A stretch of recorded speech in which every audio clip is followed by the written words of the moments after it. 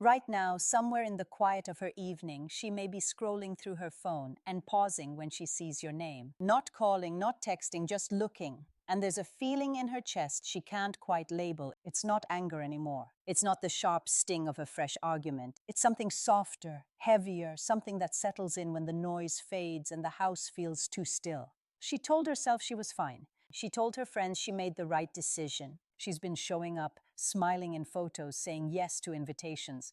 But late at night, when the distractions run out and the lights are off, questions have a way of getting louder. Did I act too fast? Did I misunderstand him? Did I give up on something that could have grown?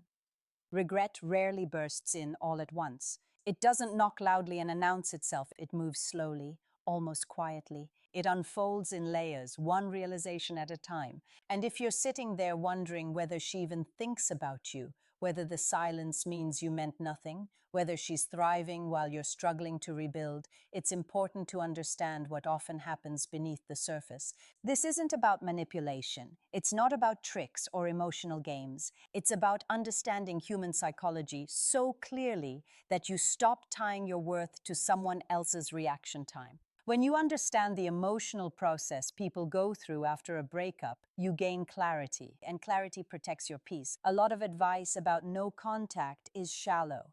You've probably heard that it makes her miss you, that it gives her space to realize what she lost, that it increases attraction. Those things can happen, but they are not the full story. The deeper truth is that when you truly step back, when you genuinely remove your energy, your presence, your constant availability, it creates space. And in that space, a process begins. The first stage is relief. This is where many people panic. You pull away, you stop texting, you stop watching her stories, you stop checking in. And instead of seeing her crumble, she looks fine. Maybe even better than fine. She's posting more, she's out with friends, she's smiling. And you sit there thinking, she doesn't care. I never mattered. But relief is not indifference.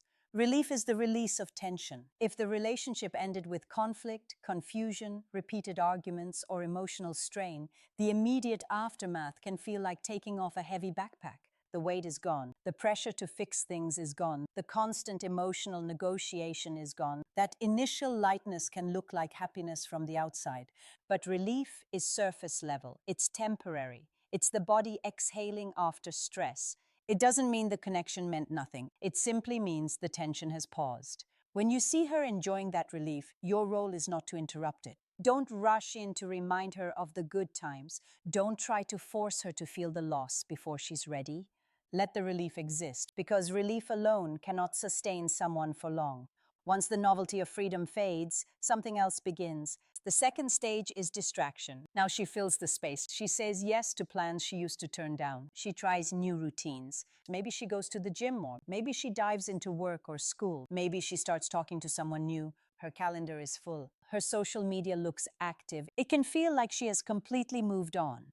But distraction is not the same as healing. Distraction is delay.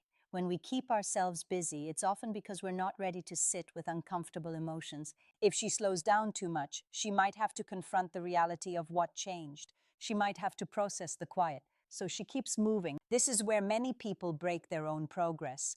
They see the busyness and panic. If I don't act now, I'll lose her forever. So they reach out, a casual message, a late night confession, a reminder that they're still there. But when you step back in during her distraction phase, you interrupt the process. Instead of allowing her to experience the natural emotional arc, you become a safety net again. And when someone feels secure that you're still waiting, there's no urgency to reflect. Distraction cannot last forever. Humans are not built to run nonstop. Eventually, the calendar slows down, the novelty wears off, the newness fades, and when it does, a quieter stage begins. Curiosity. It starts as a small thought. I wonder how he's doing. Nothing dramatic, no tears, no grand declarations, just a flicker of interest. You appear in her mind without invitation. By now, enough time has passed for the intensity of the breakup to soften.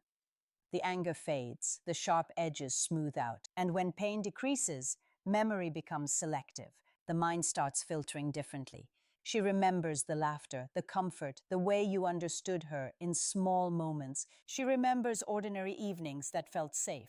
She remembers how it felt to be known. Curiosity doesn't mean she's ready to return. It means the emotional fog has lifted enough for reflection to begin. She may check your social media quietly. She may ask mutual friends how you're doing. She may think about places you used to go. She may not even understand why you're suddenly on her mind more often. And here's where your silence becomes powerful, not because it's a weapon, but because it allows reality to speak. If you appear desperate, visibly stuck, or constantly signaling that you're waiting, curiosity fades quickly. It confirms that nothing has changed. But if you are genuinely focusing on your growth, building routines, improving your health, developing discipline, curiosity deepens. She begins to notice that you are not reacting the way she expected, which leads to the next emotional shift: concern. Concern doesn't mean she's heartbroken. It means the narrative she held about you begins to wobble. Maybe she assumed you would chase eventually. Maybe she believed you would always be available. When you don't reach out, when months pass without dramatic gestures, something changes. Why hasn't he contacted me? Is he really okay? Did he move on? Did I underestimate him? Up until this point, she may have unconsciously believed she was irreplaceable in your life. When your silence remains steady, that assumption gets challenged. And being replaceable is uncomfortable for anyone. Concern grows when your absence feels real. But here is the most important part for you. None of these stages are under your control. They are natural emotional responses. You cannot force them, you cannot speed them up, and you cannot guarantee that they will follow a perfect timeline.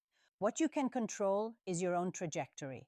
Because while you're wondering what stage she's in, there is another story unfolding, the one about you. Right now, you may feel restless. You may check your phone more than you want to admit. You may replay conversations in your head. That's normal. Breakups activate stress responses in the brain similar to withdrawal. Your body misses the routine, the familiarity, the dopamine patterns of connection. This is why growth during no contact isn't just emotional. It's physical and mental health work too. You need structure. Sleep matters. Nutrition matters. Movement matters. When you improve your sleep, you regulate stress hormones. When you train your body, you stabilize mood and increase confidence. When you read, learn, and build skills, you rewire your focus from rumination to progress. Healing is not passive, it's biological and psychological. The goal of distance isn't to make her regret leaving. The goal is to reclaim the parts of you that got lost while you were trying to hold everything together. Imagine a version of you months from now who wakes up with clarity. Not because someone texted you good morning, but because you have goals. You have direction, you have habits that anchor you. You're not chasing validation, you're building competence. That shift changes everything. And whether she eventually feels nostalgia or regret, whether she reaches out or not, your foundation becomes stronger than the outcome. Because the truth is this: your worth was never determined by whether she stayed. It was never dependent on her realization. It was never tied to how quickly she misses you. You are not in a race against her emotional timeline. You're in a process of becoming more stable, more grounded, more self-aware. As this story unfolds, remember that emotional waves rise and fall for everyone involved. Relief turns into reflection. Distraction turns into quiet. Curiosity turns into questions. But the only journey you can shape fully is your own. And that journey, when done right, leads somewhere deeper than reconciliation. It leads to self-respect. As time continues to pass, something subtle but powerful begins to happen inside her. The space you created by stepping back is no longer filled entirely with relief or distraction. The noise has quieted.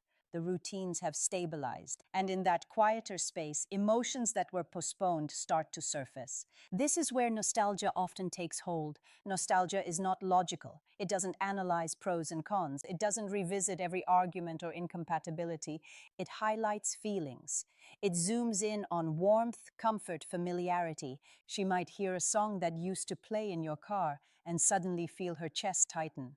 She might pass a place you both loved and feel a wave of memory wash over her. She might scroll back through old photos, not to hurt herself, but because something inside her wants to remember. What's important to understand is that nostalgia is not weakness. It is a natural cognitive pattern. When the emotional intensity of conflict fades, The brain reduces access to painful details and strengthens access to positive ones. It's a protective mechanism. It softens sharp memories over time. Now, she's not just thinking about you occasionally, she's feeling the absence more clearly. It's no longer about relief from tension. It's about the realization that something consistent and grounding is gone. But while she is processing that, you must be careful about what you are doing with your own mind. It's very easy during this stage to romanticize the past yourself, to forget the reasons things broke down, to replay only the highlights and ignore the patterns that weren't healthy. Growth requires balance. You can appreciate the good without rewriting history. Nostalgia can deepen into something heavier, the awareness of loss. This is when the emotional weight becomes more complex. She may begin to question her timing. She may replay moments where she could have communicated differently. She may wonder whether confusion or fear influenced her choice more than reality did. And here is where many people misunderstand regret. Regret is not always loud. It's rarely dramatic.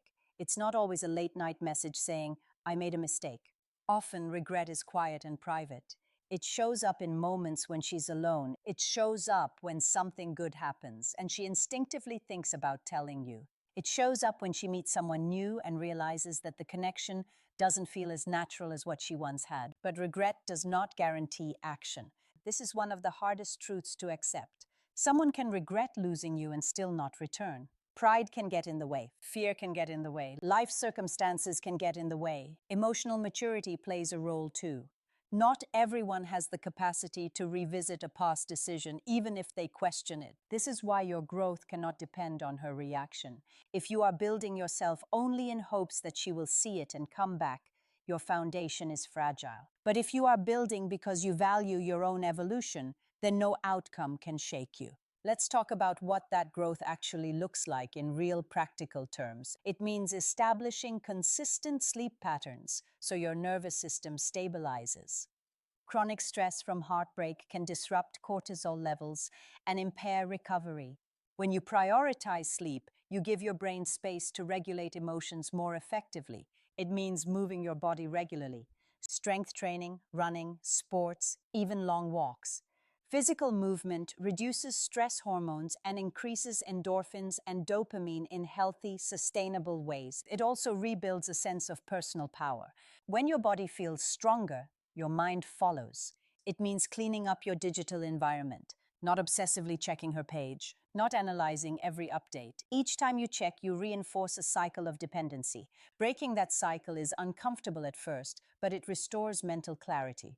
It means investing in competence, learn something new, develop a skill, advance in your career.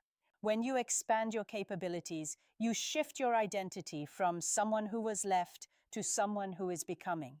This shift is profound because by the time she is deeply feeling nostalgia or regret, you are no longer frozen in the version of yourself she walked away from. And this creates a psychological shift inside her too. If she begins to sense that you are not waiting, not bitter, not spiraling, but genuinely evolving, something changes. Respect grows, not because you're trying to impress her, but because growth commands respect naturally. Now she is no longer comparing the relationship to relief. She is comparing her current reality to the version of you she sees emerging. And here's something rarely discussed. Sometimes the person who leaves assumes they hold all the power. They assume they can return if they choose. They assume you will remain emotionally available indefinitely. When you step fully into your own development, that assumption weakens. She may start to realize that you are not static, that you are not frozen in time, that you are capable of moving forward in ways she did not anticipate. That awareness can create a new emotional layer, uncertainty. Uncertainty about whether she misjudged you, uncertainty about whether you were more resilient than she thought, uncertainty about whether she underestimated your value. But again, this is not about revenge or proving her wrong. It's about becoming the kind of person who does not crumble when someone leaves. Because the ultimate transformation during this period is internal. You begin to detach from needing validation. You begin to recognize that your worth is not negotiable. You begin to understand that a relationship is an addition to your life, not the definition of it. This is when something even more powerful happens. You start to feel calm, not because you don't care anymore, but because you trust yourself. You trust that no matter what happens, whether she reaches out or not, you will be okay. That confidence is not loud. It doesn't show off. It doesn't need to post about growth. It simply exists. And calm confidence is deeply attractive. If she does reach out during this stage, your energy will be different. You won't be desperate. You won't be trying to convince her. You'll listen, you'll evaluate, you'll decide whether reconnecting aligns with who you've become. And if she doesn't reach out, you won't collapse, because by now, your identity is no longer tied to her choice. There's a version of you forming through this process that is stronger, clearer, and more disciplined than before. You wake up with purpose, you move with intention, you protect your time. You protect your mental space. You're not scanning rooms for approval. You're not chasing breadcrumbs of attention. You're building a life that feels meaningful on its own. And here's the unexpected truth. Sometimes by the time she is ready to reconsider, you are no longer interested in going backward. Growth changes perspective. The relationship that once felt essential may no longer fit the person you've become. That's not bitterness, that's evolution. It's okay if your standards rise. It's okay if your boundaries strengthen. It's okay if you require more alignment than before. Because healing is not about getting back what you lost, it's about discovering who you are without it. When you fully understand that, the anxiety about what stage she's in begins to fade. You stop obsessing over her timeline. You stop measuring your progress by her actions. You recognize that her emotional process is her responsibility. Yours is to build stability, resilience, and self-respect. And that is where true power lives, not in whether she regrets leaving, but in whether you respect yourself enough to keep growing regardless. Now we arrive at the final turning point, and this is where everything becomes clear. After relief, distraction, curiosity, concern, nostalgia, and maybe even regret, there comes a decision point, not just for her, but for you. For her, the final stage usually moves in one of two directions.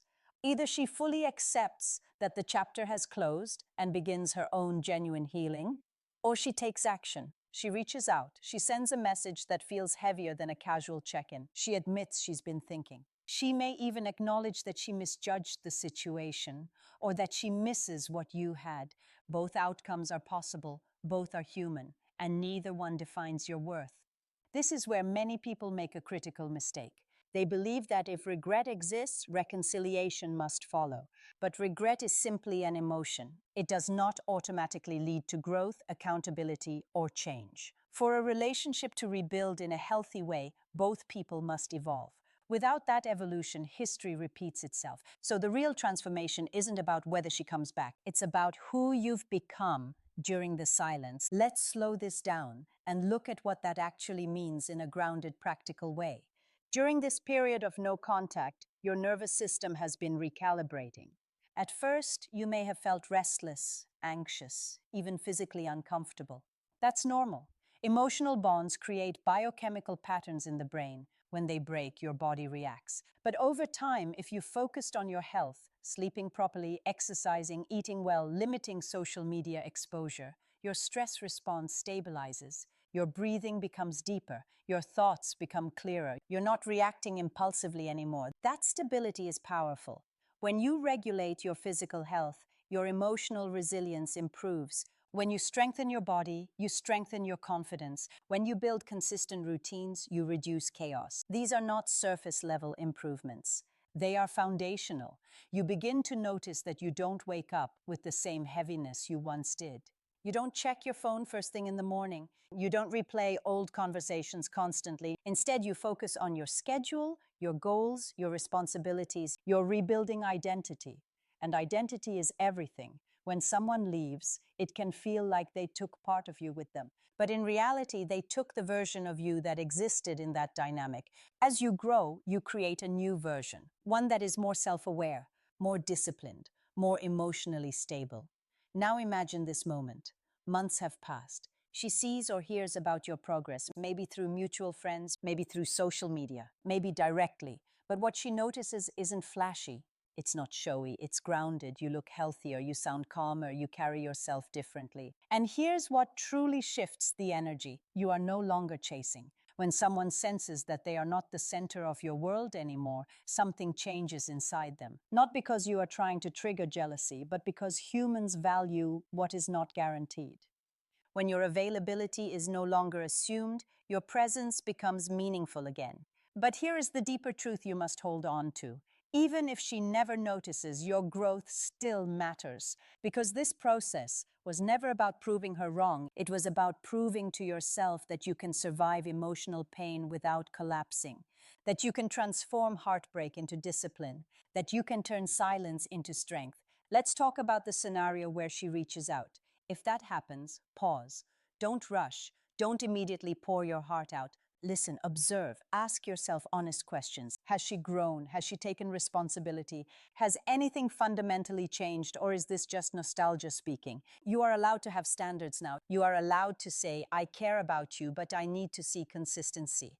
You are allowed to protect your boundaries. You are allowed to walk away if the alignment isn't there. And if she doesn't reach out, then you continue forward without bitterness. Acceptance is not defeat, it is maturity.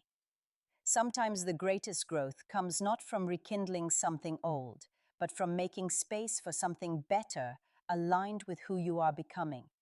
There's a version of you 1 year from now who barely recognizes the anxious person who once waited for a notification. That future version of you moves differently. He chooses carefully. He invests his energy wisely. He respects his own time. He no longer equates love with struggle. He understands that healthy connection feels secure, not chaotic. He values communication. He values mutual effort. He doesn't chase people who are unsure about him. That shift is the real victory, because here's the uncomfortable but empowering truth. Sometimes by the time she is ready, you are not. Growth can outpace reconciliation. You might look back and realize that the breakup forced you to evolve in ways you would have avoided otherwise. You might see that the pain pushed you toward discipline, toward clarity, toward self-respect. And suddenly, the question isn't, will she regret losing me? The question becomes, does reconnecting align with the life I'm building? That's a powerful place to stand. This entire journey, relief, distraction, curiosity, concern, nostalgia, regret, acceptance, is a human emotional cycle. But your journey is different. Yours is about stabilization, resilience, and identity. It's about waking up and choosing growth, even when no one is watching. It's about building a routine that strengthens your body and sharpens your mind. It's about cutting out habits that numb you and replacing them with habits that elevate you. It's about understanding that your value is intrinsic, not conditional. When you truly internalize that, something incredible happens. You stop obsessing over what stage she's in. You stop measuring your progress by her silence. You stop waiting for her regret to validate you, because you realize that you are already whole. And that is the foundation of every healthy future relationship you will ever have. So whether she returns or not, whether she regrets or not, whether she accepts or not, you keep building. You protect your health. You strengthen your discipline. You expand your knowledge. You surround yourself with people who respect you. You become someone you are proud to be. And when you walk into rooms now, you don't look for approval. You carry quiet confidence, not arrogance, not bitterness, just stability. That stability is magnetic. But more importantly, it is peaceful. You deserve that peace. You deserve relationships where effort is mutual, where communication is clear, where respect is consistent. And the only way to attract that kind of connection is to become someone who demands it through their standards, not their words. So keep going, keep choosing growth over comfort, keep choosing discipline over distraction, keep choosing clarity over chaos, because you are closer than you think. And the version of you that emerges from this season will be stronger, calmer, and more aligned than the one who entered it. That is the real transformation. That is the real win.